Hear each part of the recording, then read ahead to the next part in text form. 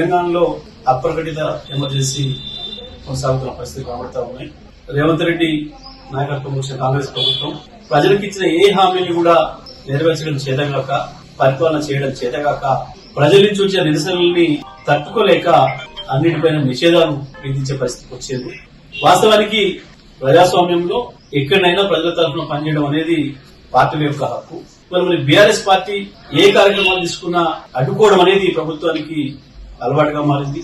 ప్రత్యేకించి కేటీఆర్ గారు ఇక్కడ ఏ కార్యక్రమానికి హాజరవుతుండన్నా, కేటీఆర్ గారు ఇక్కడి నుంచి అడుగు బయట పెడుతుండన్నా ఎందుకో రేవంత్ రెడ్డి ప్రభుత్వానికి అంత వణుకుడుతుంది. మరి వాళ్ళ రైతులను ఏదైతే మోసం చేసిండో రేవంత్ రెడ్డి, దానికి నిరసనగా రాష్ట్ర వ్యాప్తంగా కూడా రైతులొకం తిరుగుబాటు చేస్తున్నారు, నిరసన తెలియజేస్తున్నారు.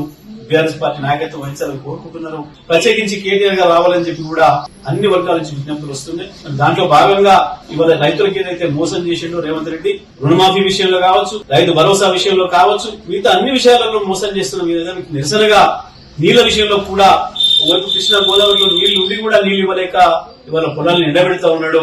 కాళేశ్వరం నుంచి బ్రహ్మాండంగా 1 ఎకరాల్లో నీళ్లు బాధించుకునే అవకాశం ఉండి కూడా నీళ్లు ఇవ్వలేని స్థితిలో దుర్మార్గమైన ప్రభుత్వం ఉంది. మరి దీనికి వ్యతిరేకంగా నల్గొండ జిల్లా రైతాంగం పెద్ద ఎత్తున ఉద్యమానికి సిద్దమవుతున్నారు. వాళ్ళ నిరసన తెలియజేయడానికి ప్రజాస్వామ్యబద్దంగా బీఆర్ఎస్ పార్టీ కార్యవర్గ అధ్యక్షుడు కేటీఆర్ గారిని ఆహ్వానించి రేపు రైతు ధర్నా నిర్వహించుకోవడానికి అవకాశం ఉంటే అనుమతి అడిగితే పోలీసులు గతంలో ఒకసారి వాయిదా వేసుకోమని అడిగినారు. వాళ్ళ కోరిక మేరకు వాయిదా వేసుకున్నాం. మళ్ళీ వాళ్ళ పనికిమాలిన సాకులు, కుంటి సాకులు చూపిస్తూ మేము ఏర్పాటు చేయలేమని చెప్పి ఇవాళ మేము రిజెక్ట్ చేస్తున్నామని చెప్పి ఇవాళ రేపటి తెలంగాణ ధర్నాను బీఆర్ఎస్ పార్టీ రైతుల తరఫున నిర్వహించే ధర్నాను ఏదైతే ఉందో దానికి అనుమతి ఇవ్వకపోవడాన్ని నేను తీవ్రంగా ఖండిస్తా ఉన్నా. ఎట్టి పరిస్థితులలో అనుమతి ఇచ్చి తీరాలి. మా ప్రజాస్వామిక హక్కు. మేము ధర్నా జరిపి తీరుతాం, అందులో సందేహమే లేదు. ఏ పరిస్థితుల్లో కూడా కోర్టు ద్వారా కూడా మాకున్న అవకాశాన్ని మేము వినియోగించుకుంటాం. స్పష్టంగా మేము ఈ నెల 14వ తారీఖునే గతంలో పెట్టుకున్నాం. మేము వాస్తవానికి పెట్టుకున్నప్పటికీ కూడా జిల్లా పోలీసు యంత్రాంగం మమ్మల్ని రిక్వెస్ట్ చేశారు. ప్రత్యేకించి నాతో కూడా మాట్లాడి, సార్ ఇప్పుడు ట్రాఫిక్ ఇబ్బంది అవుతుంది, హైదరాబాద్ నుంచి అందరూ కూడా ఆంధ్ర వైపు తరలిపోతున్నారు కదా, దయచేసి మీరు ఇంకో సమయం తీసుకోండి, మేము అనుమతిస్తామని చెప్పి వాళ్ళు కోరిన పిలుపునే మేము ఈ నెల 21వ తారీఖు మేము వాయిదా పెట్టుకున్నాం.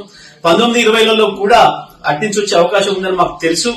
అందుకనే మాకు 19-20 పెట్టుకోమని చెప్పి వాళ్ళు అడిగినప్పుడు కూడా మేమే ఆ విషయం చెప్పి లేదు మళ్ళీ రిటర్న్ వచ్చే వాళ్ళు కూడా ఉంటారు, 19వ తారీఖు ఆదివారం కూడా వస్తారు, కాబట్టి సోమవారం కూడా సెలవు ఇచ్చి మేము మంగళవారం నాడు 21వ తారీఖు నాడు పెట్టుకుంటామని చెప్పి స్పష్టంగా చెప్పినప్పటికీ కూడా ఇవాళ మళ్ళీ ఏదో ఒక కుంటి సాకులు చూపిస్తూ ధర్నాను రిజెక్ట్ చేస్తూ, మా అనుమతిని రిజెక్ట్ చేస్తూ ఏదైతే జిల్లా పోలీసులు ఇవాళ ఉత్తర్వులు ఇచ్చారు, ఇది పూర్తిగా రాష్ట్ర ప్రభుత్వం పైనుంచి వచ్చిన ఉత్తర్వుల మేరకు మాత్రమే జరిగింది. ఎందుకంటే జిల్లా పోలీసు యంత్రాంగానికి అక్కడ అంత ఇబ్బందులు జరిగే పరిస్థితి ఏం లేదు.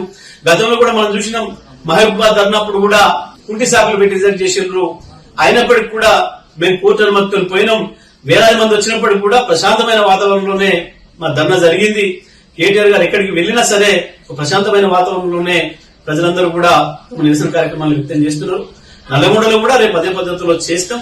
ఎట్టి పరిస్థితుల్లో కూడా ధర్నా నిర్వహించి తీరుతాం. ఇది మాకుండే హక్కు. పార్టీగా ప్రజలతో కొట్టాల్సిన బాధ్యత మాకుంది. ఈ రేవంత్ రెడ్డి ప్రభుత్వం ఇప్పుడే ఏడాది కాలానికే భయపడిపోతా ఉంది.